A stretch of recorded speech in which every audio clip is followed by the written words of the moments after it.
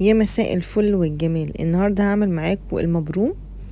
هو بيتقال كده يعني في الريف المصري.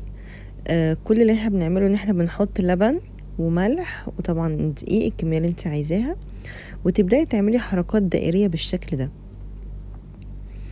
حركات دائريه لغايه ما يعني ما الدقيق كله يبقى ياخد من اللبن والزبده اللي انت بتحطيها. تمام. دايما تعملي حركات دائرية، يعني حتى طريقة العجن بتفرق جدا في الريزلت، في النتيجة النهائية. هتبدأي بتعملي حركات دائرية بالشكل ده. تمام كده مظبوط. يعني خلي عندك يعني ايه، يبقى فيه صبر، يعني فاهمة، طولة بال بقى. وطبعا لو عمل كتل منك كده بتبدأي ان انت تصفيه في مصفى. انا هنا مصفية حبة، قلت يعني نوضحهم مع بعض. هنيجي للجزء التاني وهو التسوية.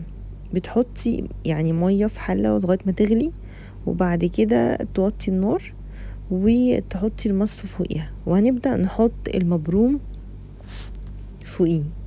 نحطه على شاشة كده ونقفل عليه عشان يستوي. ويعني بياخد مثلا ساعة ونص، ساعتين. تعرفي ازاي بقى ان هو استوى؟ بتحطي السكينة جوه العجين كده في النص. لو طلع وفيه بواقي دقيق، يبقى كده لسه ما استويش. لو السكينة طلعت نضيفة يبقى كده استوى. شوفي يعني بصراحة هما بيتعبوا جدا جدا في المبروم ده، بس حقيقة النتيجة تستحق. بعد ما بيستوي بخرجه بره في طبق كبير، وابدأ ان انا افككه. وبرضه هحط عليه لبن، وهحط عليه زبدة، واقلبه تاني. ببدأ افكه بالشكل ده.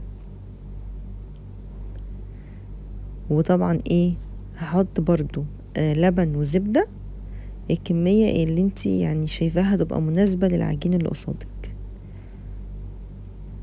تمام جدا زي الفل.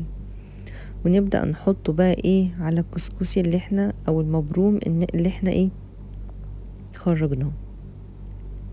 هنقلب ونحط الكمية كلها.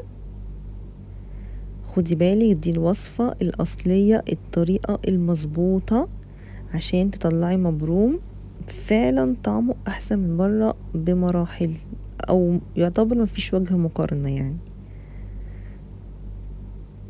وهتبدأي تقلبي الكمية كلها، وهنرجعها تاني للسيستم اللي كان فيه، سيستم التسوية. وبعد بقى ما يستوي ياخد مثلا نصاية كده او ساعة، تبدأي تخرجيه وتحطي الزبدة وتقلبي. وبكده تكوني خلصتي احلى مبروم هتاكليه في حياتك بجد. طبعا وزعيه في اكياس وحطي في الفريزر، وبتخرجي على قد الاكل او على قد كل يوم. يا رب تكون الوصفة عجبتك. لو عجبتك ما تنسيش تعملي لايك وشير وسبسكرايب. شكرا جدا. باي باي.